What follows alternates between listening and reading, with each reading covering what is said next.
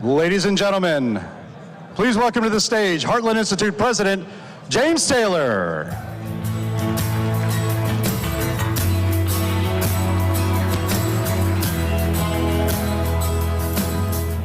Thank you. Welcome back to the Heartland Institute's 15th International Conference on Climate Change.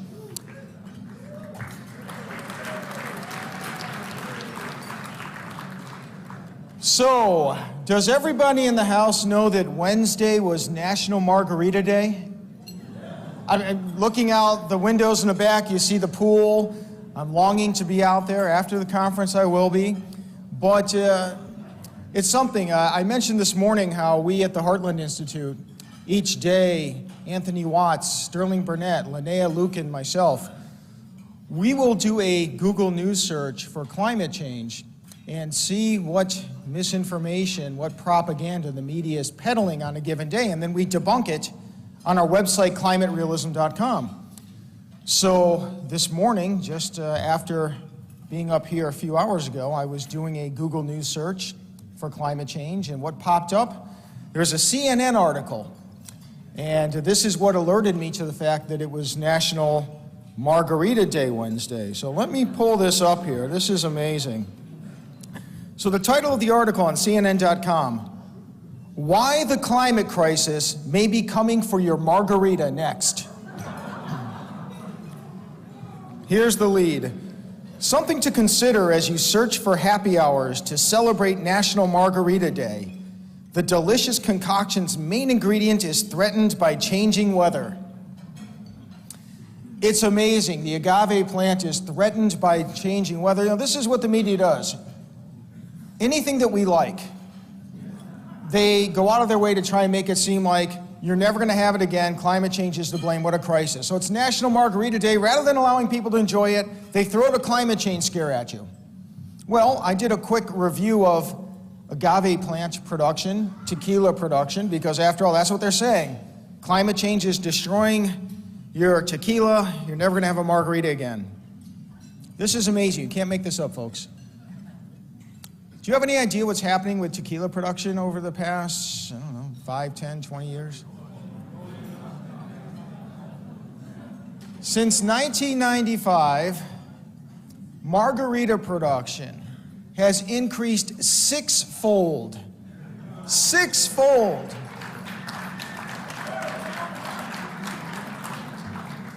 Here's another one.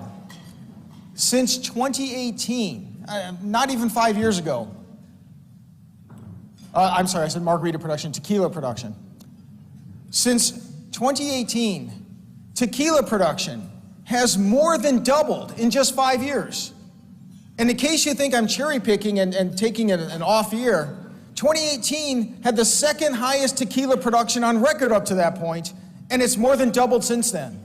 So what do we get on National Margarita Day? Climate change is coming for your margarita. Everybody panic. Like I said, they do this for anything we love. I saw last week as I was doing the same Google News search, climate change, what came up? All over the place, articles about how because of climate change, you're no longer going to be able, your cup of Morning Joe, no longer be able to enjoy it. You won't even have it. Because of climate change, coffee production is in grave jeopardy. It's already being ravaged. Well, I knew this was a farce because just a year or two at climaterealism.com, we saw a similar spate of articles, and we looked up the data, and we debunked it because we know for a fact, it's been proven, it's been shown by the United Nations Food and Agriculture Organization, that coffee production sets new records virtually every year. Almost every year a new record is set. The same has been the case in 2021 and 2022. Now what's amazing here is I saw this article, and I knew immediately that it was false, and we'd be debunking that. Underneath Google News, near the very top of the search results, there's a section that says, people also ask. And here's a question. Is coffee declining? Now again, the United Nations Food and Agriculture Organization reports that globally, and really for virtually every country that produces coffee, coffee production sets new records virtually every year and continues to do so. Here's how Google News answers the question, is coffee declining? By 2050, in all three climate scenarios, the number of regions most highly suited for growing coffee declined by 50%. Wait a second, it's not 2050 yet. They're not even answering the question. Our predictions are, but that's what passes for following the science these days. Amazing. Another one, in Australia. A few years ago, there were some very serious wildfires widespread throughout the country. And everybody in the media, climate activists, they blamed, of course, climate change. You guessed it. The Australian Bureau of Meteorology has very detailed, precise records going back approximately a century. And they also produce these data in map form. And you can see that early in the 20th century, drought, which of course is the climate change element for which they blame the wildfires, drought was substantially more frequent and severe in the early half of the 20th century than has been the case since. In fact, if you look at the past 20 years, it's been remarkable how frequently rainfall throughout Australia has been above the annual average. When we finally had, after so many years of quite, well, more than sufficient rainfall, you finally had a year or two of drought, there were so much trees and vegetation out there that of course you had all the fuel for the fires. And then of course you have mismanagement by the Australian government, much like they do in California. But what you see for a fact is that those wildfires were an aberration. Australia has become wetter and experienced more abundant precipitation as the world has warmed. The media lies about it. NASA satellites have measured a 24% decline in the amount of land globally that's been burned by wildfire since the year 1998. Again, these are facts that exist, that are available to the media, and yet they report lies. Another one, maple syrup. February is the peak of maple syrup production. It's where they tap the sugar maples. February is where you get the most flow. So doing our daily Google News search, we at Heartland saw a spate of articles this past week about how climate change is ravaging maple syrup production. You'll no longer be able to enjoy maple syrup with your morning pancakes. And so we looked at the data, and virtually every year, maple syrup production sets new records. It's not just a one-off when we at the Heartland Institute and elsewhere point out the lies that are being told by the media, by climate activists. I mentioned this morning this book, Climate at a Glance, for teachers and students. This is the book that we sent to thousands of teachers around the country. This is the book that teachers write us back and say, thank you so much for sending to us. Everybody should have gotten a copy in your bag. I heard from a few folks this morning that they didn't have a copy from a few speakers. Speakers, you're entitled to gift bags as well. Pick it up, get a copy of this book. We also have extra copies in the back. We have extra bags, and we have extra copies standing alone. If you'd like an additional copy or two, pick it up. I've had people that come to us and say, hey, can we get another 100 copies so I can send it to all the science teachers, high school, junior high school in our school district. We do that. This is the resource that debunks all that garbage. Thank you.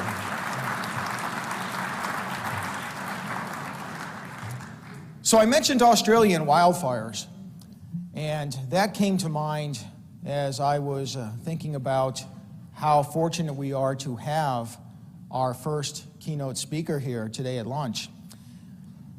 Our speaker spoke, I believe it was the 4th International Conference on Climate Change. He spoke with us here, Dr. Plimer. And this is amazing.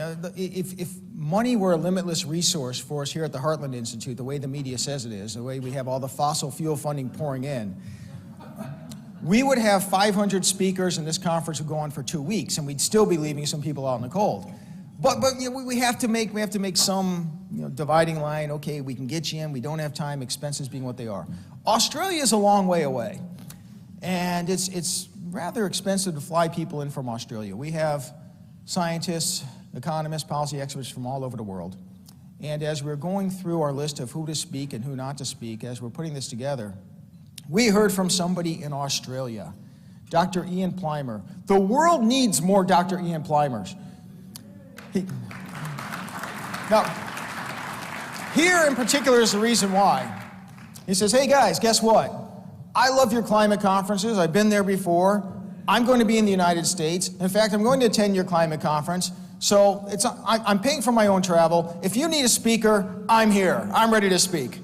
And I'm thinking it's like Aaron Judge calling up the owner of the Yankees and saying, hey, you know, I love playing baseball, and I plan to be around Yankee Stadium sometime around opening day. If you just happen to need a left fielder, I'm available for free. The world needs more Dr. Ian Plimers.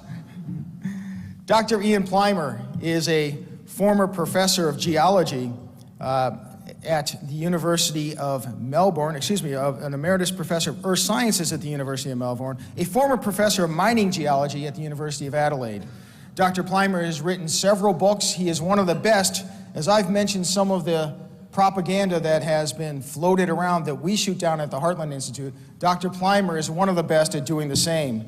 He has written several books. One of them that I hope he'll talk about a little bit more in his talk is Green Murder, a life sentence of net zero with no parole. It's my pleasure to introduce to you Dr. Ian Plimer.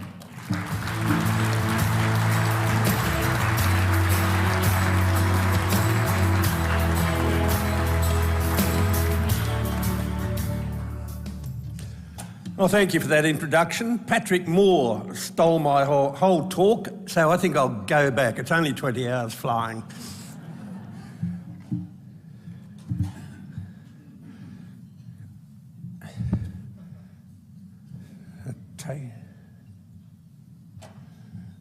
There's only one button to push and I can't get it right. This is the only takeaway you need from a geologist.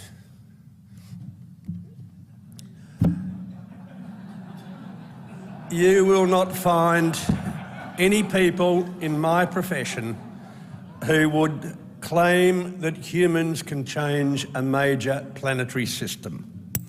We are not crazy. There are a number of fundamentals. No one has ever shown that human emissions of carbon dioxide drive global warming. And just perish a thought, in case I'm wrong, you then have to show that the 97% of natural emissions don't drive global warming. The foundation is absolutely and totally wrong. There are major planetary processes that drive climate change, and we have a great ego and we think we can drive how the planet works. But there are some fundamental things that we see in the history of the planet. A key question: when did it first rain? Because that was unprecedented when it first rained. Not much else is unprecedented. And we can take you to Western Greenland, show you these old gravels from running water. It must have rained. And at the same time, we find evidence of life on Earth. We have the chemical fingerprints of life. That is extraordinary, and that is unprecedented. But most of what we hear in the press about unprecedented events, they're not. They're just because people are ignorant of history. We have some great ice ages in the past. Every single ice age occurred when we had more carbon dioxide in the atmosphere than now. Every single ice age. We have 6 major ice ages. Some of them occurred when we had a bad planetary address. Some of them occurred when continents went over poles. But these ice ages are the clue to climate change. And the very first one we see is from Africa, the Pongolian at mid-latitudes. This is a debris left behind by retreating ice. And obviously the climate warmed up after that. We have no idea how this ice age started. We have no idea how it finished. And that's the fabulous part about science. We don't know very much, and it means that we have a lot more to do. But after that big ice age, what did we see? We saw colonial life. The bottom part of that diagram, we see stromatolites. These are bacterial colonies organised. And this life occurred when the planet warmed up. And then again, we had another big ice age. This one was when the ice was at sea level and at the equator. And the carbon dioxide content of the atmosphere, instead of being 0.04% as it is now, was at about 20%. So if you think carbon dioxide drives global warming, go back in time. This is debris left behind by retreating ice. And at the same time, when we washed out material from this debris, we fertilised the oceans, we had a diversity of life. Suddenly we started to put oxygen into the atmosphere. Suddenly we had oxidation and we had banded iron formations. And these banded iron formations are a worldwide event of oxygenating the planet. That was unprecedented, but not 3 hot days. That's not unprecedented. And this is what happens to those iron formations. They formed during very cold times. They then got beneficiated during tropical times, and here in Western Australia, they're mined in an arid climate. And they tell me that I'm a climate denier, that I don't understand climate change. So look back in the past, we have a much better story to tell. And when we look at the history of ice in some of those light blue vertical lines and the dark blue vertical lines, we've got 3 of the big ice ages here. And the evolution of this planet is tied in to the evolution of the atmosphere, the evolution of the rocks, the evolution of the oceans, and the evolution of life. You cannot only look at the atmosphere, and that's what the current day climate catastrophists do. We see that there's a period of time in the early atmosphere in the Earth when the atmosphere was comprised methane and carbon dioxide and ammonia. That changed to a carbon dioxide-rich atmosphere, and we are now enjoying in yellow an oxygen-rich atmosphere. We've had a change over time. We've had ice ages appear. The 2 vertical lines I'll go into in a minute, and we've had a number of oxygenation events tied into climate. So climate has been important for the evolution of the planet, and the warmer the climate, the better it has been. On the top left diagram, the lower layer of rocks is debris left behind by retreating ice. The upper layer is material deposited when water temperatures were only about 40 degrees Celsius. That's a climate change. And the bottom one shows some of the debris left behind, but the right diagram is the one that interests me. Those buff-coloured rocks are a rock called dolomite. That is a calcium magnesium carbonate with 48% carbon dioxide in that solid rock. Now, we can make dolomite in the laboratory. Easy to do. All you've got to do is have an atmosphere very, very rich in carbon dioxide. So this is natural sequestration of carbon dioxide. We can just measure the sequence of those rocks, walk them out for miles, and back calculate how much carbon dioxide was in the planet. That proxy is a pretty good way of working out that we had massive ice ages when the atmosphere had a very, very high carbon dioxide content. And after this great ice age, sea level rose only by 1,500 metres, covered the continents, and life evolved into complex multicellular life. And we were told that this process took place and left behind multicellular fossils, and that was meant to be the Ediacaran fauna. And about 10 years ago, this was found by a former student of mine. A new reef system, much, much older than the first complex life we thought we had on Earth. Science is never settled. It can't be. And after this life, it then got cold again. And what happened? Well, sea level dropped, just a modest 1,500 metres. Bottom layer is debris left behind by ice. Top layer is very warm water precipitates of dolomite. Again, a total planetary change of maybe 60 or 80 degrees Celsius. And after that, when the ice melted and sea level went up another 1,500 metres, we had the Ediacaran fauna appear. And these were chordates. Some of them were chordates. These are your ancestors. And some of them, and when I look around the room, it's quite likely they were, because a lot of this was green slime. And these were your ancestors. They were driven by climate change. And it's only when sea levels rose, when it became warm, that we got complex life.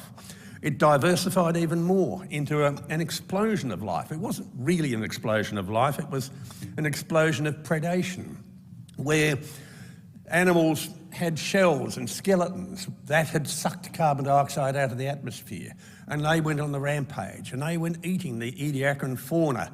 They completely wiped them out. This explosion of life took place over about 25 million years. It gave us reefs. Now, we've had reefs on planet Earth for only about 3,000 million years.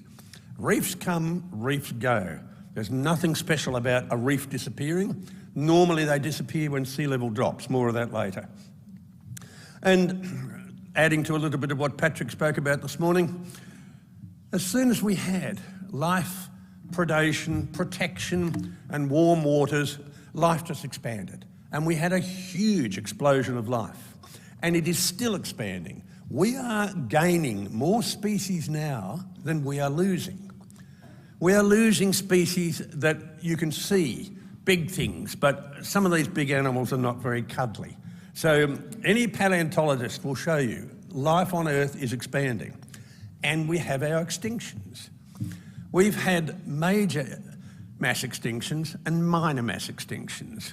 And there are 5 major mass extinctions of complex life and over 20 minor mass extinctions. We also have species turnover. And species appear on planet Earth, then they disappear. This is the normal species turnover. That's not an extinction event. And these extinction events, we've got them very well documented. They didn't happen instantaneously. They happened over a period of time. But we lost huge families and genera and species during a mass extinction event. We can argue about the origin of these, but we are not in an extinction event, much as we'd like some of our fellow humans to go extinct. But we are in a period of normal species turnover, and the number of species is increasing. But there's some intriguing work that's coming out, and this is from looking at a very common mineral and the trace elements in this iron sulfide, which are a proxy for the amount of oxygen in the ocean waters. And we see that we've got 4 of the mass extinction events, and perhaps 5 of them, of complex life, were when we had a very low oxygen content in the water. Now, the oxygen cycle is basically the opposite of that of the carbon dioxide cycle. That oxygen depletion may well be due to asteroid impacting or massive volcanicity, but we can now start to put together cycles of oxygen. You cannot only talk about the carbon cycle, you have to also talk about the oxygen cycle. But this is quite intriguing, where we are seeing events occur that are related to changes in the atmosphere. But one of the points I want to stress today is tectonics. We know that the continents are moving apart. We know they're stitching back together again. And what's that doing? That's when we're pulling apart the continents, we are adding heat to the oceans. We are adding submarine volcanic rocks to the ocean. They spew out at 1200 degrees Celsius. They get cooled by ocean water. We only have 3.4 million recognised submarine volcanoes and 28,000 kilometres of volcanic activity along the mid-eastern rise. The East Pacific rise. So we are adding a huge amount of heat to the planet from deep down. My very first job was to work underground. When you're a mile underground, it is hot. That heat goes up in the crust. In rocks that are rich in uranium or thorium or potassium, they are even hotter. We have a very thin crust on the ocean floor. We are putting a lot of heat into the oceans. We are also adding volcanic rocks, and when we do experiments with these volcanic rocks, we can dissolve 15% by weight carbon dioxide in those volcanic rocks. So when we talk about climate, we tend to look up in the air and look at the atmosphere. Look down at your feet also. So we have very good quantitative evidence on what's happening with seafloor spreading. When we collide continents together, we actually change the way ocean currents work. When we put sediments into the ocean, we change sea levels. When we have a massive volcanic rock enter the ocean floor, we push up sea levels.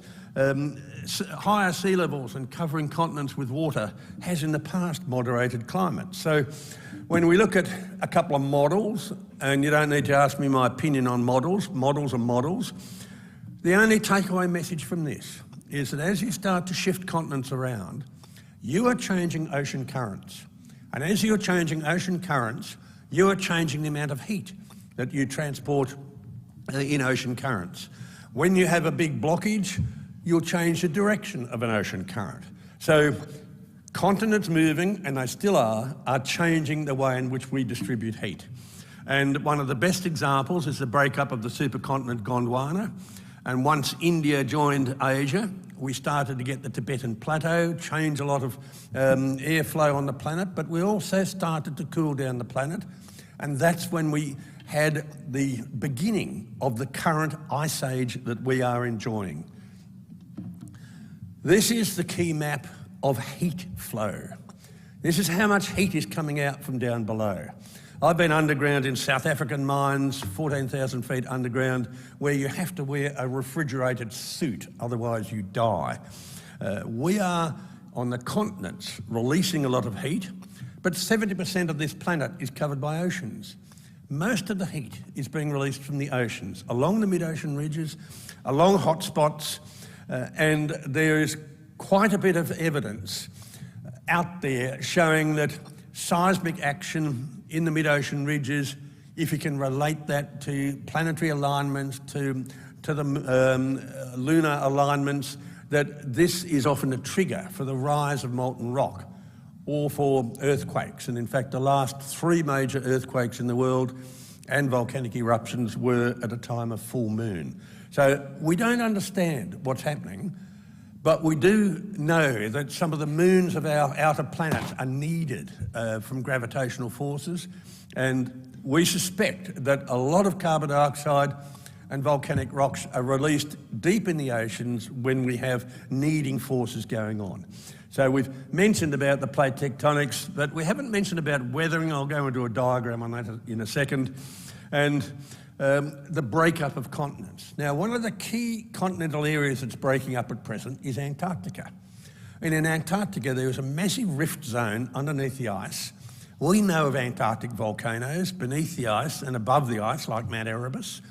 We also have about 150 areas of hot rock sitting underneath that ice in Antarctica.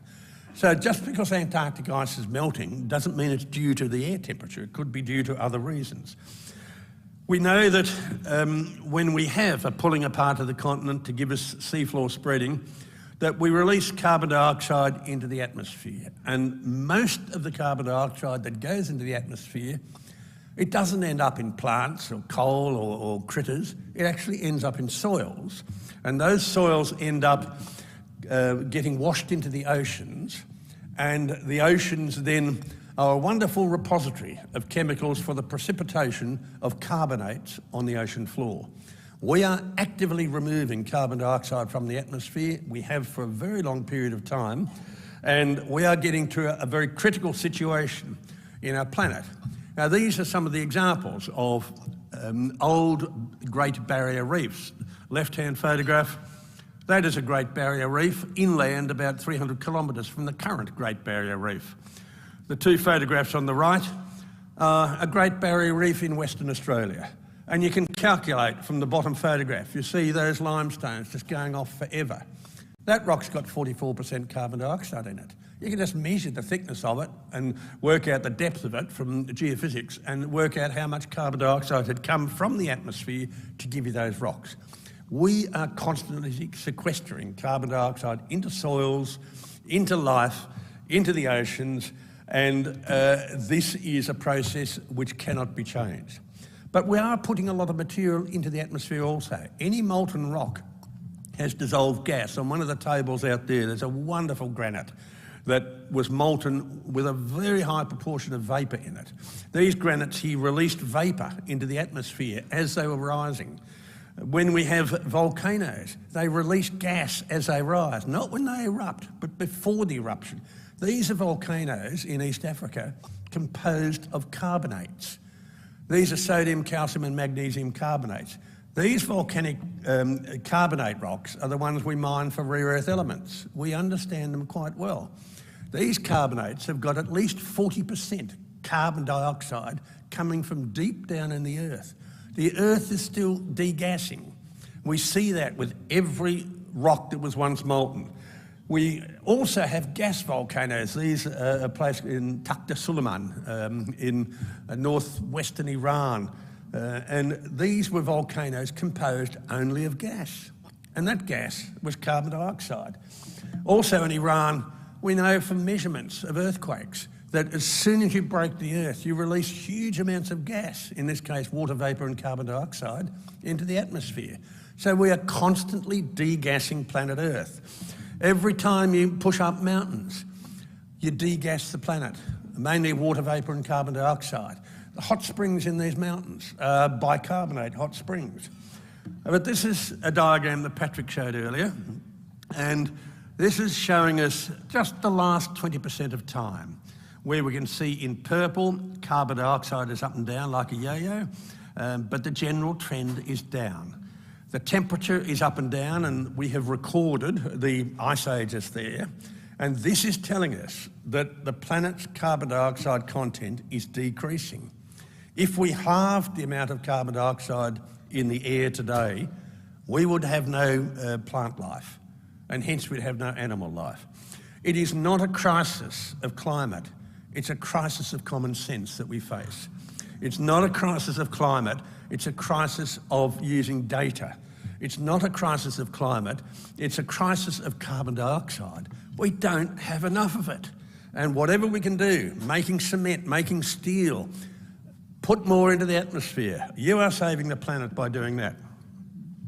We see in the past that the oceans have warmed and cooled, and we have proxies, the bottom one there is just from some oxygen isotopes and carbon isotopes in planktonic organisms. Ocean surface temperatures up and down over the past. Just because it's gone up in your lifetime doesn't mean that you've had anything to do with it.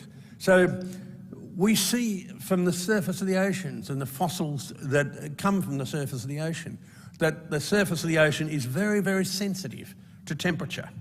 This is ice core data showing the last 5 glaciations within our ice age, and you'll note on the far right, it's not very warm compared with previous interglacials.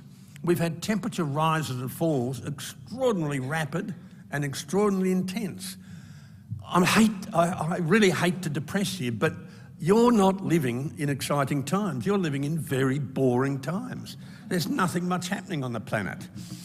We hear these horror stories about sea level changes and how sea level is going to inundate all these Pacific atoll island nations. Well, we know from the past sea level's gone up and down by 1,500 metres. Our current sea level has risen in the last 14,500 years about 130 metres. Sea level has actually gone down in the last 6,000 years because we've come out of the peak of our interglacial. So sea levels go up and down, but you never hear about land levels going up and down. These are some satellite photographs of Pacific Island atolls showing that since we've had satellites, what's happened to the atolls? They've got bigger. Well, we should know that because Charles Darwin wrote a book on coral atolls and coral reefs in 1842. And he picked up an idea of Charles Lyell from 1833. And Darwin argued that we had sea level with a coral atoll sitting on top of a volcano, and as sea level rose, or as we had a falling of the volcano, then we basically had the atoll continue to grow. Charles Darwin proved that in 1842. It was validated by drilling of coral atolls for the nuclear testing in the 1950s.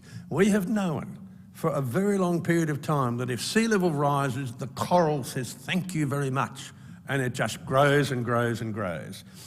And this is a complicated, busy diagram showing in blue the sea level rise and in green the temperature change. There is a rough correlation, but what is interesting is that in the far right of the diagram we've got various great periods of time. And the great empires existed on planet Earth when it was warm and when we had high sea levels. Warm weather doesn't kill you. It's the cold weather that kills you. This is why we've had stories about Jack Frost for a long, long time. So sea level rises are quite normal. So is land level rise. This is in northern Norway. We had Scandinavia under a few kilometres of ice. That ice is gone. Scandinavia has risen. And these are old beaches, up to 340 metres above sea level. So we're quite comfortable with the sea levels rising and falling, but what about the land levels? Some of you might have been to the port of Ephesus, mentioned in the Bible. That's 15 kilometres inland, 7 metres above sea level. What's happened? The land's gone up. Nearby is the ancient city of Lydia. I've been down the main street of Lydia in a yacht. And so, obviously, the land level's fallen. This is taken in the Great Barrier Reef, and there's a layer there of shelly material about 2 metres above the current sea level. And that has been dated. That material grew in the Holocene optimum about 4,000 years ago. The chap with his hat on is Bob Carter, who had performed at some of these conferences before, the late Bob Carter. This is showing us that land level has either risen or sea level has fallen. In this case, it's sea level that's fallen. These are micro-atolls which have died. This is a fresh micro-atoll. This is what happens to the coral micro-atolls when sea level changes. When you expose coral, it dies. That's got nothing to do with humans. That's natural events. So we know from looking at the past that there are natural cycles. And these are the pulling apart of continents, the pushing back together of continents, having a bad galactic address and getting covered in ice, having the orbit of the Earth change, having a sun put out variable amounts of energy and lunar tidal nodes. We have cycles of climate, and when some of them coincide, you will get a fairly rapid climate change. And just to finish off, what does the past tell us? Well, it tells us that we're living in boring times, that we have water and the air and rocks and life all working together. Nothing has changed since those iron formations formed. Climate change is quite normal. Massive climate changes, very rapid climate changes. Humans have survived. We have had climate change ever since the first day on this planet, and for most of time it's been warmer and wetter than now. For most of time sea level's been higher than now. We are living in those sort of extraordinary times. We seem to forget that carbon dioxide is the food of life. It's plant life. Most of the world's carbon dioxide doesn't end up in the forests or the grasslands or the rangeland or in crops. It ends up in algae. We don't see it. It doesn't get measured very much. So my story is that we don't measure what's beneath our feet. We don't really know what's going on in the oceans. We have some very good clues that oceanic heat and carbon dioxide is greatly underestimated. We also see cycles of climate and accidental events, such as dirty big volcanoes or an asteroid impact, which have an effect on climate. Now, if you can't read this, it doesn't matter. If you can't read it and you're colourblind, you've got real problems. The argument I'm putting up here is, in our current interglacial, and they last for about 10,000 years, and we're now overdue. We've been cooling for a few thousand years. If you just look at the periods of cooling and warming in this last interglacial, we are in the period of modern warming.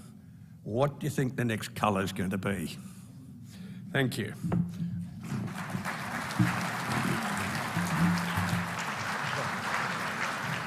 Ladies and gentlemen, please welcome to the stage President of CFACT, Craig Rucker.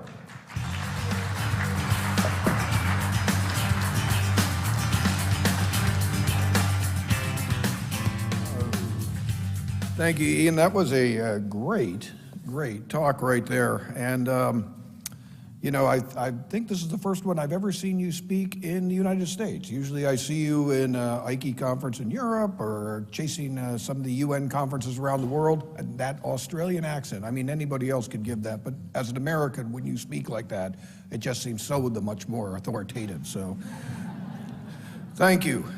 Well, I think this Marlo Oaks, I guess the treasurer of Utah, was supposed to speak next. I think his plane got delayed, no doubt climate change.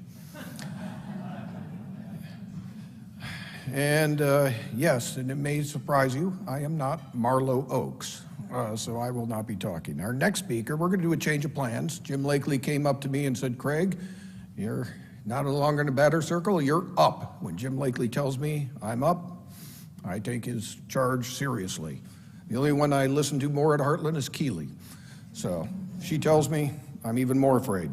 So anyway, our change in plan, like the A-Team, love it when a plan comes together, is going to be Mark Morano. He's going to speak next. He serves as CFAC's Director of Communications, runs the Climate Depot News and Information website, which I'm sure most of you are familiar with. I've known Mark for quite a number of years. I actually met him, and this would be no surprise to those of you who know, well, Mark, myself, James Taylor, and others, is smoking cigars. I met him at a lot of these UN conferences as we flew around the world. I never saw him in Washington, though he was working in Washington at the time very often. It would always be in some far-off place in Kenya or Indonesia or whatever. But I got to like the guy, you know. I'm a little bit older than him, but we're roughly the same age, and we bonded as pretty good friends. And when you're at these conferences, there's not a whole lot of climate, skeptics or realists at them. So you seek each other out, had the cigar thing in common, became good friends, and when circumstances presented themselves, of course, I had to hire the guy. Anyway, Mark began he's a Virginia native. He went to George Mason University, and after doing some political work, began his career being Rush Limbaugh's Man in Washington. Now, how many of you remember Rush Limbaugh's original show when he was on television? Anybody? Yeah. Well, Mark was that guy, if you remember that at all, who would always be in some sort of disguise. He would never show his face, kind of like Home Improvement, the guy with his, you'd just see his eyes, he'd put on a hat, and he would interview and interview a lot of liberals who didn't know what he looked like, and he'd catch them off guard, and Rush loved it and would always put him on, his little segment. It was very humorous, and one of the highlights of Rush's TV show, short-lived though it was. After that, he was picked up a lot for his filming by American Investigator and did some great series, one in particular on the rainforest, which got my attention. As watching it was just a fantastic takedown of some of the false claims that were made about rainforest loss, some that Patrick Moore brought up here, saying that we're going to lose all the forests in a decade or so. I used that in order to invite him to speak to our collegians, and again, it was an excuse for more cigars. He went from there to a service called CNS News, and he did some coverage for Brent Bozell's outfit, and then was picked up by Senator Inhofe and worked for the Environment and Public Works Committee for a number of years, really taking over that website.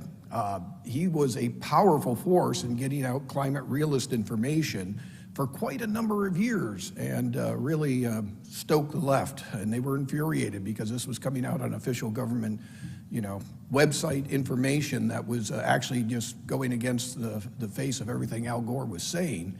And he was powerful, just a powerful tool in that until 2006. If you remember that election, that was the one when the Democrats pretty much cleaned house. And one of their first priorities in taking over that particular committee was to shut Mark up. And it took him a couple years, but when Mark came to me, he was kind of panicked and saying, Craig, they're going to shut me up. Can I come work for CFACT? And I said, let's see if we can scrounge up the money. We did, and he came and he started as our director of communications.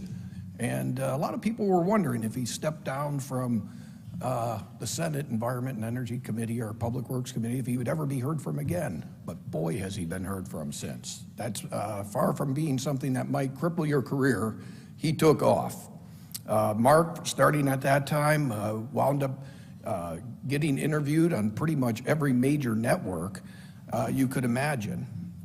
In fact, the journal Nature did a study and looked at the most quoted source, and they did this, of course, to attack skeptics. Who do they need to shut up? And they were looking at who's the one that's getting the information out there the most that is contrary to the UN IPCC narrative, and it was Mark Morano.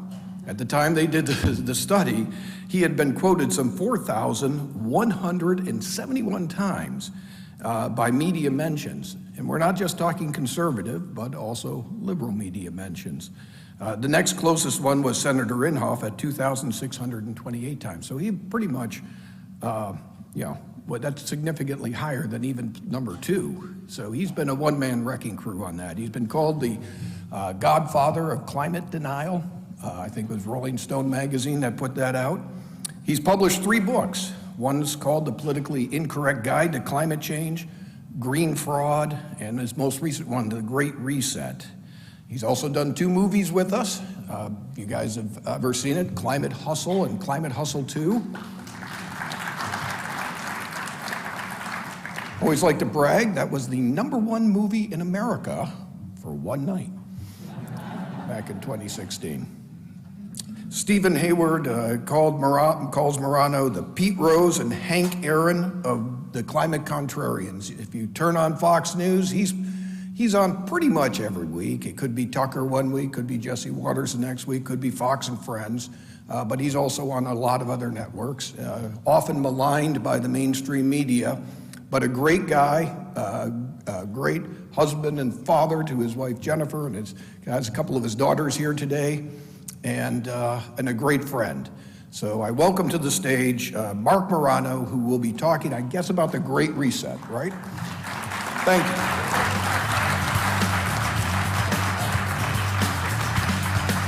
All right. Thank you for that introduction, and thank the Heartland Institute for this opportunity. I'm going to talk Great Reset today. You know, when James and Jim asked me, they said, Mark, do you believe in free speech? And I said, absolutely. I think it's one of the fundamental bedrocks of our society. And they said, well, that's good, because you're giving a free speech in Orlando. So here I am. Great Reset. Now, I spoke this morning at a panel, but I just want to say that in March 2020, our entire climate energy debate changed, probably forever within our lifetime. It accelerated a lot of trends. What happened in March of 2020 essentially was the bypassing of democracy for COVID regulations. And the left and the climate activists were very jealous at first, and then later they're like, we got to do the same thing. And this had happened in Obama. They had the executive orders with all their climate stuff, and they were trying to, because he failed to get it through Congress. But they were lusting after the idea of just declaring an emergency and then doing whatever you wanted. Very similar to one-party rule China. That's my book, The Great Reset. And yes, there is a book, Justin with the Heartland Institute, their book with Glenn Beck. And we also have one, a couple other ones. But my book came out in September of this year, past year. And I go through the whole concept of the Great Reset, World Economic Forum. Now I'm going to explain today how this is a multi-pronged attack. This was decades of trends that led to this, and our whole climate debate now is no longer in the Democratic realm. At least they're pushing it to keep it out of the Democratic realm. This is Klaus Schwab, you know him. The pandemic is a rare, narrow window of opportunity to reset our world. He said this in June of 2020, 2 months after COVID lockdowns hit. Every country must participate, you will be transformed. A reset of capitalism. This is coming from the Davos World Economic Forum. These are the people who came up with stakeholder capitalism. You don't evaluate your business on whether it's profitable, you get a return on your money. It's all about whether you basically meet woke principles of equity, diversity, inclusion, climate, environmental goals. Their slogan became, you'll own nothing and you'll be happy. This is right off their video. They later pulled this video And many people, including Ezra Levant and others, saved the video on archive. They gave away too much of their game a few years before. Whatever you want will be delivered by drone. Now this is long before COVID, so you get the idea. There's stay-at-home kind of stuff here. Other stuff will be delivered. They even go so far as to describe you won't even own appliances. You'll rent one. If you need a blender, you hit up a little app, and then one gets delivered within minutes, and then you're finished with it. You come back, a drone will take it away. They have this arrogance of this vision of this great reset where bureaucracy is going to just be incredibly efficient. They predict 1 billion people will die of climate change, or displaced. Meat, this is about meat, it's important. It's an occasional treat, not a staple, for the good of the environment and our health, because that's one of the things they're doing. So what I'm going to talk about today is very simple. These are the intentional collapse of modern society. They're collapsing our free speech rights and currency, along with that central bank digital currency, which I'll talk a little bit about. Our current energy system, which you know all about, is being intentionally collapsed for this net zero utopian vision. Our transportation system is being collapsed. And make no mistake, a mandate for electric cars and banning of gas-powered cars creates car shortages. That's all it can do. A la Cuba, a la East Germany with the old crappy East German Trabant, where you had to be on waiting lists for years. One government-approved car was the Trabant, and that's where it's going to be here with that. So we're going to be like a Mecca with Cuba if we allow this to go through. And the secondary phrase here is, this will happen if we allow it. We can't allow it. Our ability to own home and property intentionally collapsed. Our high-yield agriculture, which I think Patrick Moore and some others are going to be talking about, is being intentionally collapsed to create man-made food shortages. And we'll talk about that, with what's going on in the Netherlands. So I believe this was 1919, the Russian Revolution is going on. The slogan for Vladimir Lenin doing the against the Tsarist Russia was, the worse the better, worse is better. Now, I've done a lot of interviews in the Great Reset, and they're like, oh, that's just not going to happen. They'll never be able to achieve that vision, and that's... I'm like, it's not really about achieving their utopian vision, whether it's on energy or the ideal number of people. It's about creating a massive amount of chaos, which would then put them in charge of this chaos. We're already seeing calls to nationalize the energy industry because the free market failed to manage energy. Every time there's a blackout, more calls to nationalize it. Once they create a food shortage, we've been warned by Al Gore and the United Nations and people like James Hansen, climate will cause great food disruption. No, the climate policies will cause great food disruption. And so once their policies cause this disruption, the intentional collapse, then they get even more power and do more of the same policies. And that, make no mistake, is how they're going to get us, this chaos and shortages, get you more likely to be open to eating insects as a protein source, more likely to be eating Bill Gates' lab-grown meat, which is different than the Impossible Burger, not the vegetable. I'm talking about lab-grown meat, stem cells from a cow or a calf, grown in a steel vat, cultivated for a few months, and then literally printed up on a 3D printer. World Economic Forum loves that idea. Hey, what's for dinner, honey? Oh, I'm making a steak, one of those synthetic steaks. It'll be ready in about 20 minutes. It prints up 3 kilograms a minute or something. This is what they're literally talking about. They don't want to have us, the old system. So this is a 1932 book. This is FDR's kitchen cabinet, Stuart Chase, an economist. And his actual line in the book at the end of the 1932 book is, why should the Soviets have all the fun remaking the world? Now remember, this was during the time New York Times was praising Stalin's land reforms in Russia, his 5-year plans, the agricultural revolution. Roosevelt's cabinet got caught up in this. When he means by have all the fun, he means this vision of this ruling class elite being able to manage and plan and micromanage every aspect of your life, the administrative state. That's fun for these guys.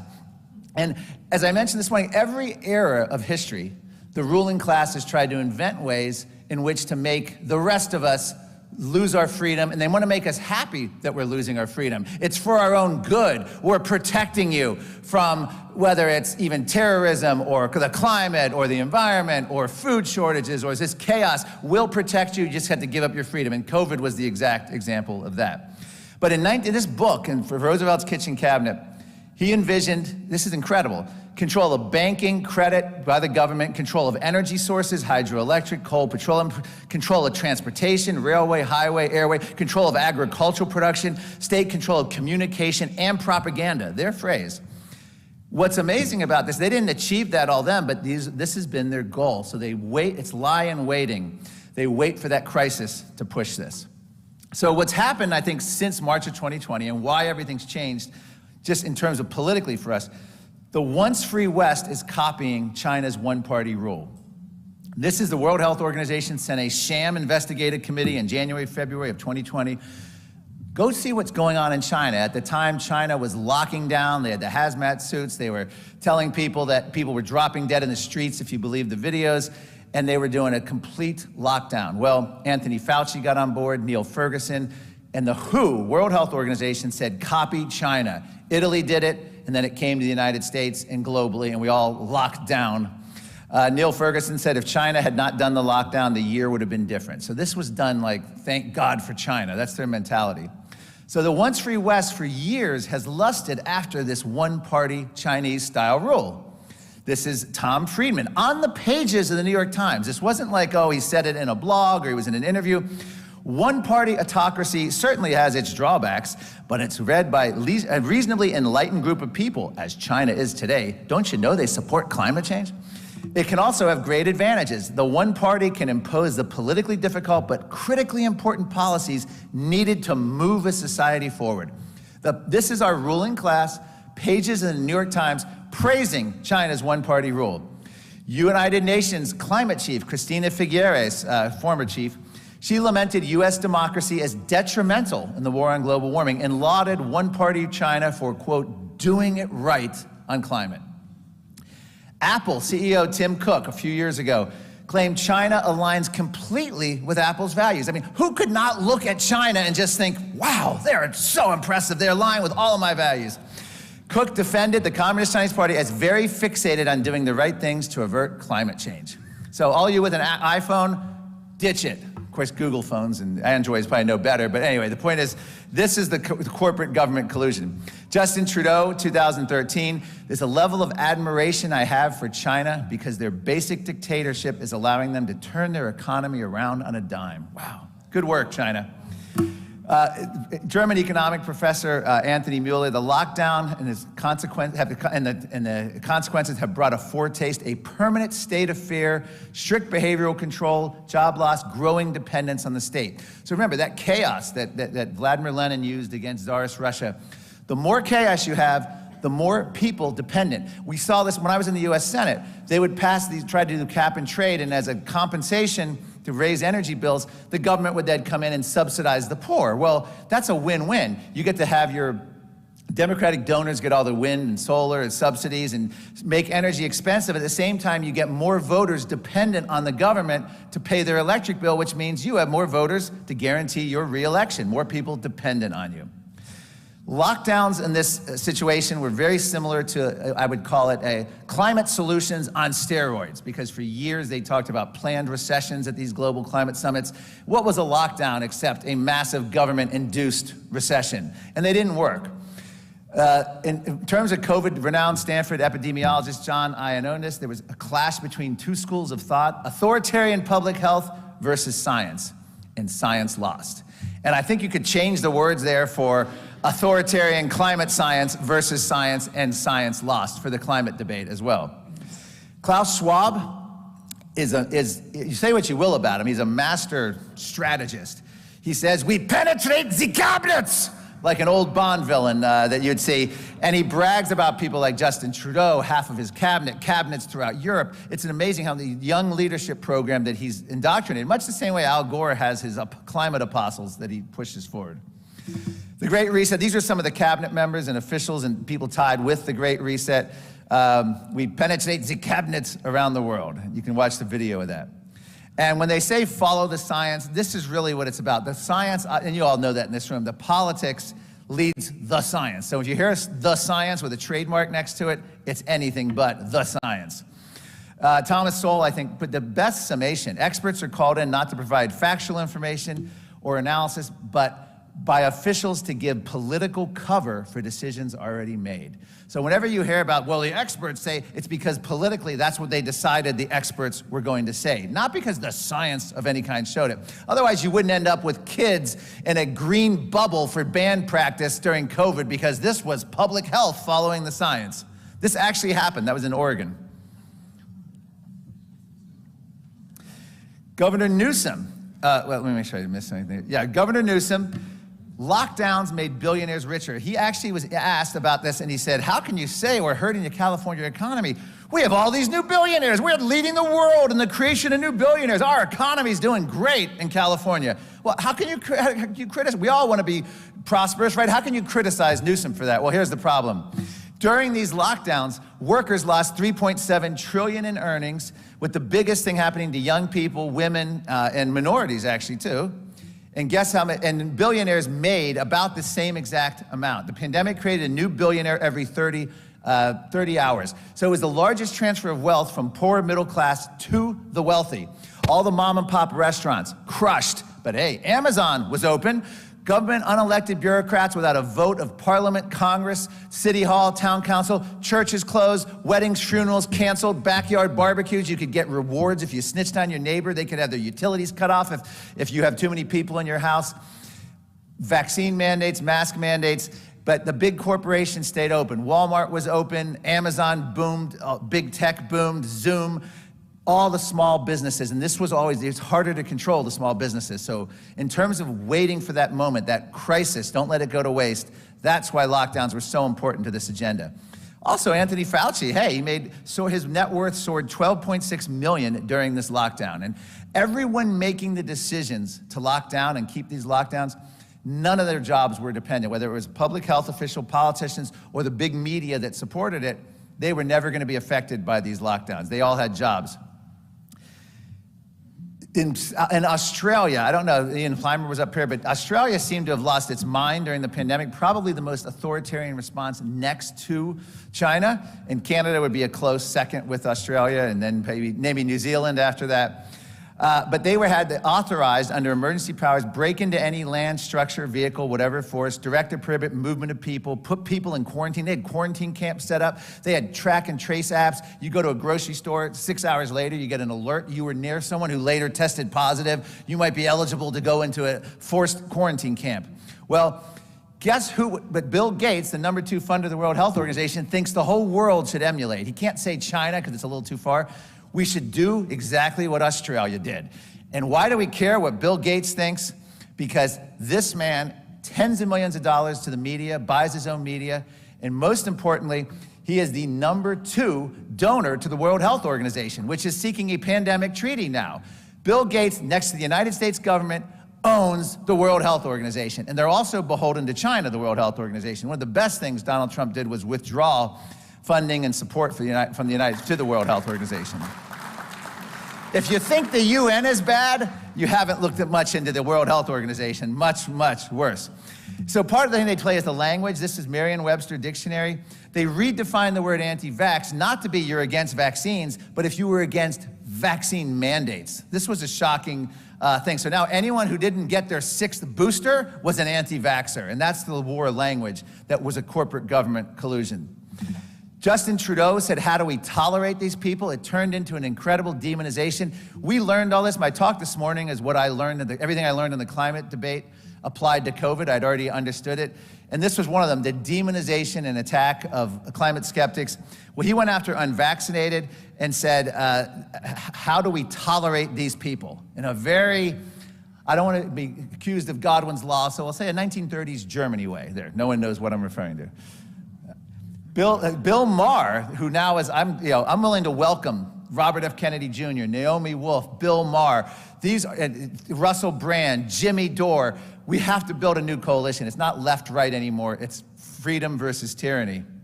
Bill Maher said of Justin Trudeau, I thought he was a cool guy, and then I read what he said about how do we tolerate the unvaccinated. It's like, tolerate? Now you sound like Hitler. And he said, this is HBO's Bill Maher, corporate America. So the idea of a permanent climate crisis, they already did this with COVID. We need a permanent pandemic because of the power. Scottish government seeks to make government powers permanent. Jane Fonda said COVID was God's gift to the left because it basically gave them everything they wanted without the messiness of democracy. Slovenia, drivers must present COVID certificates to refuel their cars. You see what's happening here. This was what happened. Your spending, and this is now central bank digital currency, this is the UK Telegraph. Your spending is now restricted to what the government deems sensible. This past year, 2022, Joe Biden issued America's first central bank digital currency executive order. We're now moving toward this sort of cashless society. And look at how frightening this is. Digital cash could be programmed to ensure it's only spent on essentials, or that which an employee or government deems to be sensible. So you want to use your own money to buy meat, tobacco, alcohol, fuel up gas, or keep your thermostat a few degrees cooler. That's not sensible. That's not a sensible expense to the government. This is what's coming down, and this is the ultimate corporate government. When Justin Trudeau didn't like the trucker protest, he literally picked up the phone. First of all, he declared the Emergencies Act, which made them into domestic terrorists. He picks up the phone, calls the bankers, and says, I want you to cut off access to all these truckers, their own money. This wasn't like, we'll cut off access to services. The truckers couldn't access their own money that was in these banks. And then if you made a donut or coffee for them, you would have access to your money cut off as well. He also had their insurance canceled for boot. That is corporate government collusion. We used to call it fascism. This is Donald Trump's national security advisor, Flynn, Chase Bank, after careful consideration, because of his relationship with Donald Trump, they didn't like it. They considered an advisor to Donald Trump a, quote, reputational risk to Chase Bank. And they canceled them. Now, there was a huge outcry, and they later came back on. But we've seen similar stuff with Airbnb. If they don't like your politics, they take it away. We saw it with the GoFundMe sites. If the ruling elites don't like the cause, they take the money, and they were going to give it to someone else, and then they ended up being forced to refund it. But we're not far from the day where you're going to have your card decline. I think I'll talk about it a little bit here about the MasterCard and the United Nations teaming up to have the carbon footprint cards, and it cuts off your spending when you hit your max. Big tech censorship is government censorship. We saw Anthony Fauci and the head of the NIH colluding to stop the Barrington Declaration. We've seen the United Nations claim they own the science on climate change. We saw the Biden administration providing lists of names, and they're all shut down. It's not like, oh, these are private companies, they can do what they want. This is absolute government farming out its censorship in violation of our First Amendment. Flicking to kill, governments embrace internet shutdowns as a form of control. In these pandemic planning sessions, Event 201, Rockefeller, they talked openly, and the preceding ones right before COVID hit, they had these simulated events with actors and movies. So they talked about misinformation and shutting down the global internet, global communication to prevent misinformation. So they're going after your speech. This is New Zealand Prime Minister actually said, we, the government, will continue to be your single source of truth during COVID. Trust the government. Of course, Anthony Fauci, I am the science. The UN declares we own the science and the world should know it. And of course, Google partnered with them to make sure that results from the Heartland Institute or anyone else, Anthony Watts or Climate Depot, would be suppressed. This is how they do it. Love this quote from John Kennedy. This was during the founding of Voice of America. We should not be afraid to entrust people with unpleasant facts, foreign ideas, competitive values. A nation afraid to let people judge the truth in falsehood in an open market is a nation afraid of its people. They are terrified of us. And the idea, the key line in this is judge the truth in falsehood. That's what they don't think we can do. That's what the whole world of fact-checking. In fact, CFACT is being, our website, we're being investigated for a possible fact-check, these ratings groups that come out. COVID climate reset. The next crisis is already waiting for us around the corner. It is the climate crisis, Klaus Schwab. So Richard Lindzen, who's here, I use this in my book for my key climate chapter. I love this quote. It's from Richard Lindzen in 2009. I don't know if he remembers saying it, but it's hard to imagine a better leverage point than CO2 to assume control over a society. If you gain control, you, so to speak, control everything. Well, they imagined it. A fear of a virus that was weaponizing our breath became actually even more powerful than carbon dioxide, and they were able to achieve everything they wanted. It called a flu d'etat. Overnight, we basically became part of the Green New Deal. Everything that ever wanted was implemented immediately. A stop of air travel, school promises of free health care, status quo, ability of people to sit at home without working, receive a paycheck. This was the fantasy that they'd had. World Health Organization, climate is the greatest challenge. This was done a year and a half before COVID hit, so they're set. Remember, climate cannot stand on its own anymore. I do not believe. I believe it's going to be climate, COVID merged together. I'll explain here in a second. Climate lockdowns, I won't spend too much time here, but it is interesting. The origin of the phrase lockdown is a prison term. It's meant to control the movement of inmates. This is interesting. Eva de Boer, UN Chief Climate Advisor, 2013, said the only way we can achieve these temperature goals is to shut down the whole economy. Well, gee, that's 7 years before we actually did shut down the whole economy. November 2019, a few months before we were verifying COVID and before the hysteria hit, the UN demanded, this is from the UN website, 7% yearly cut in CO2 just 6 months before COVID lockdowns began. 7% in November 2019, follow me. By December 2020, 1 year later, guess what? World carbon dioxide emissions fell 7% in 2020. Now, do you want to bet against the UN? They called it, it happened, and they got exactly what they wanted. I was impressed. I don't know how they did it, but that was eerie. I was doing searching this, and I came across this. They called 7%, and then it happened. 2021 demand, continued lockdown-like emissions. Actual headline, UK Guardian, global lockdown needed every 2 years, needed to meet Paris goals. There you go. It's all we got to do. Just have lockdowns every 2 years, and we can finally solve global warming. Why can't people just go along with it?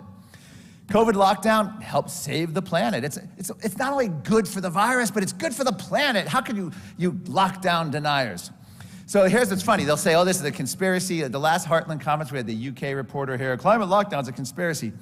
A Bill Gates, George Soros-funded professor in Europe, Mariana Mazzucato, coined the term climate lockdowns. She said the world may need to resort to lockdowns again, this time to tackle a climate emergency. So they're using it. Their experts that they fund are using that. Under a climate lockdown, limit private vehicle use, ban consumption of red meat, impose extreme energy saving. So remember, COVID was not wasted. These emergency powers, immediately pressure on Biden to declare a national climate emergency.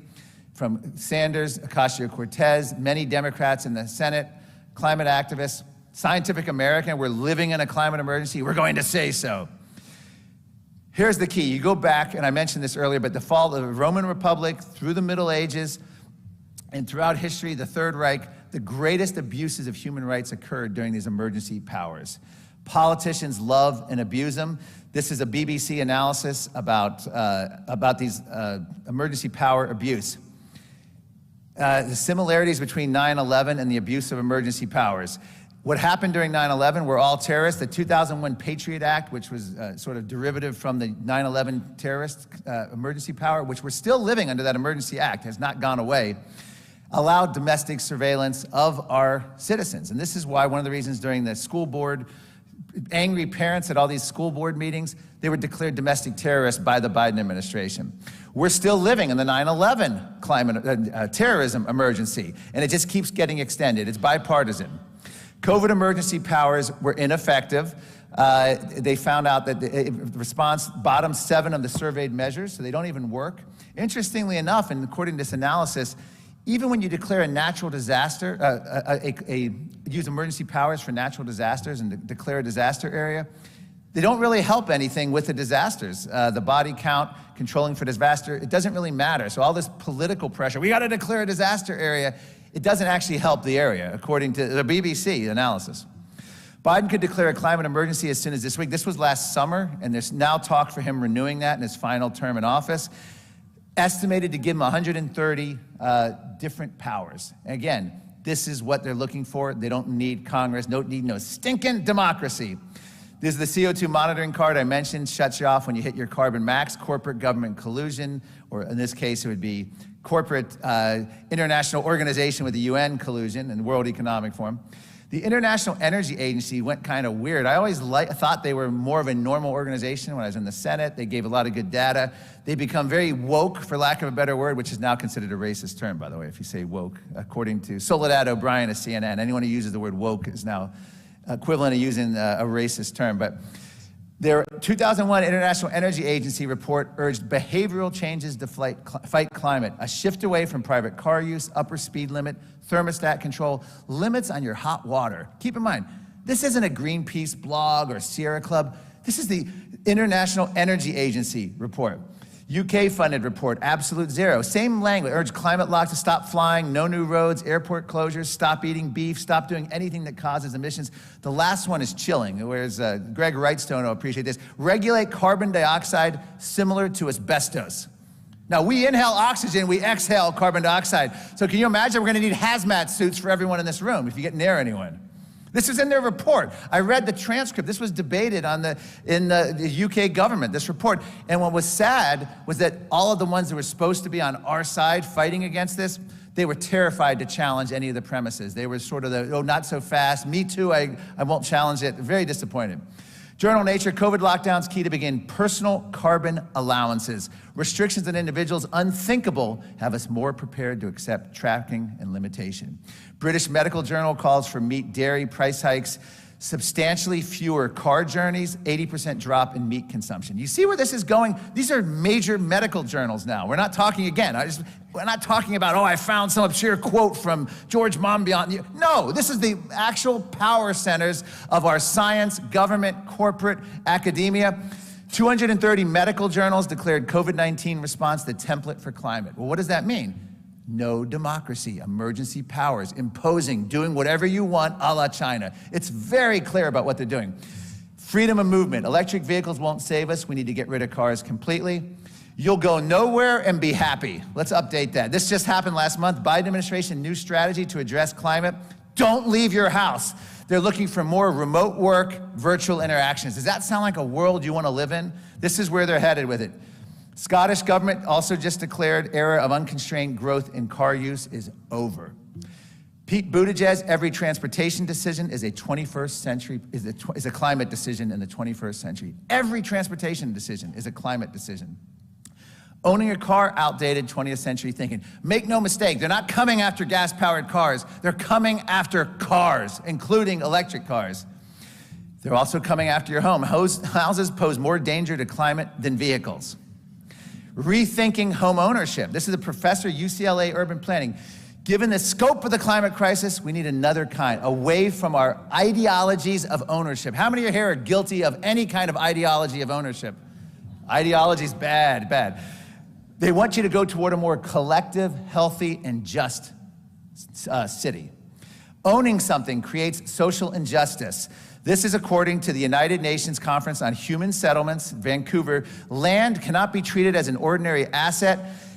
Its private land ownership is a principal instrument of accumulation and concentration of wealth, therefore contributes to social injustice. So basically, if you own land, that's a racist act. You'll own nothing and be happy. Don't have to worry about it because Bill Gates is buying that. Bill Gates, they were worried about China, Bill Gates, who's gonna own the most farmland. I'm happy to report that a homegrown American, Bill Gates, has stuffed China and is now the single largest farmland owner. But here's a question. Do you want Bill Gates, who would you rather be America's largest single farmland owner, Bill Gates or China? I'm not gonna, I have to think about it. It's like Jack Benny, I'm thinking, you know, it's a hard one to answer. Bill Gates, according to NBC News, America's biggest farmland owner, and here's what I like, NBC News reports, he's not the one in overalls, he's not the one on the tractor doing the farming, he's the landlord. Oh, really? For a second there, I was thinking this was Green Acres and Bill and Melinda were out there and Mr. Haney was trying to sell him a rusty old tractor, but no. Why does Bill Gates want to own this farmland? Why does he want sway in agricultural policy? His whole goal is lab-grown synthetic meat, investing billions of dollars grown in the steel vats that's going to replace meat. He doesn't want anyone in the developing world to eat actual livestock-made meat. He wants you to eat his lab-grown stuff. Great Diet Research, this is what I was telling you about, 6 kilograms of meat an hour. They brag the machine can print up to this fake meat, this synthetic meat. World Economic Forum really wants you to eat insects, good grub. Drink up, cockroach milk is the protein drink you didn't know you've been missing. And here's my favorite, and I think David Gates is gonna be talking about nitrous oxide, but here's the gist. Your urine, your pee, is now a dangerous warming agent. And how come you say, it's in the Scientific American, it's a peer-reviewed study in the Journal of Frontier in Ecology. Eating too much protein makes pee a pollutant problem. Pee can contribute to global warming. So there you go. So we need to stop peeing, you need to stop exhaling. It's very simple steps we can take if you care. What do I have, doctor? Climate change. Official doctor in Canada diagnosed a patient as suffering, had heat stroke. And of course, they also want to add climate as a cause of death on death certificates. You see where this is going. Nightly death toll counts. Harvard School of Public Health links COVID and climate. The root cause of climate increases pandemics. We need to take action to prevent the next pandemic. So this is it. If you don't support the Green New Deal, the UN Paris Agreement, you are a grandma killer, because they're going to end up leading to unchecked climate change, which will then lead to more viruses. That's the new memo. And I'm not, again, this is the Harvard School of Public Health. I'm not pulling some obscure blogger and say, oh, look, this is what, no, I'm not doing this for entertainment. They're screaming this at us right now. Anyway, climate change will make pandemics more likely. This is journal Nature study. COVID-19 is awful. Climate could be worse. That's Bill Gates. The reality, of course, destroys the claim. I think this is from Anthony Watts. What's up with that? Yes, Anthony Watts. 100 years, then almost 99% drop in death when they're trying to scare you that climate's going to kill everyone.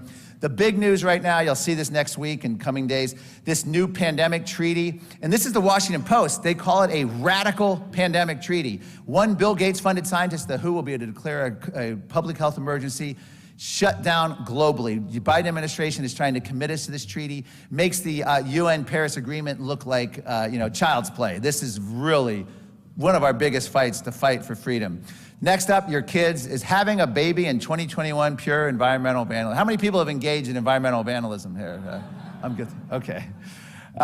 If you're speechless, that's because climate change is the cause. Climate change is accelerating the loss of language and maybe common sense, I don't know. So keep calm and trust the experts. Which experts should you trust? The EPA chief, he was just at the Ohio train derailment. Trust the government. That was his message as he gingerly sipped that water, I noticed, in the lady's house. And by the way, train derailments 2020, Greta Thunberg, blessed, blamed on climate change because of bad weather. So the New York Times, critical thinking leads to misinformation. Don't go down the rabbit hole of critical thinking. Now, I'm talking to you, Patrick Moore. I'm talking to you, Ian. Stop this critical thinking. This is getting in the way. It's not helping in the fight against misinformation. You must not do your own research when it comes to science. Why would you? Just trust the government. The government will be your single source of information. You've heard it over and over. Questioning authority had been too much of a good thing. It's killing people. Let me change it. You're all killing people because you're questioning it. Stop questioning. Let's let people live. And I love this, Slate magazine. It's time to give up on facts. What the hell, all right. Actually lay them down temporarily in favor of a more useful weapon, emotions. That's why Greta says, I want you to panic. Why? Because then you can't think logically and you'll go along with whatever crap they're pushing. Economist Milton Friedman said, free societies, the kind we've been lucky enough to experience for the last 150 years, are a rare exception in human history. And this next line is frightening. Most people, most of history, have lived in tyranny and misery. We can never forget that. We can't just assume that the American experiment's going to continue on when we've allowed all these threats to go unchecked up till now. So, the lowest level of politics was the greatest power against the whole COVID lockdown, led to the dropping of mask mandates in San Francisco, Washington, Baltimore, New York, Philadelphia, because angry parents changed an election in Virginia, almost toppled a governor. Democrats did focus groups, got terrified that their own base wanted it to end, and that's where they lifted this is according to the New York Times, lifted all the mask mandates and vax mandates in all the major cities.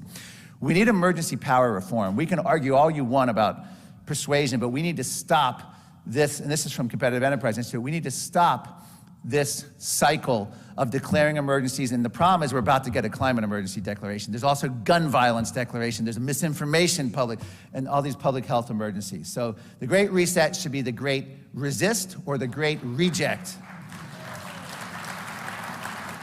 And that's how you should talk to your friends. And I just say this has been the time when conspiracy realities have outnumbered conspiracy theories. All of this will only happen if we allow it. So thank you very much. CFAC, appreciate the opportunity. Sorry, thank you. Thanks, Mark. Appreciate it. Thanks, Mark. Yeah, we did ask you to pinch hit at the very last minute, and that was a home run. So thank you, my friend. We are running a little bit behind schedule, but we're going to try to get right back on it. The next panels begin outside. They technically begin at 2:30. We will try to start them as close to that as possible. I realize that does give you 4 minutes, so don't stampede. Take your time, but the program begins again for the rest of the afternoon, and have a good one.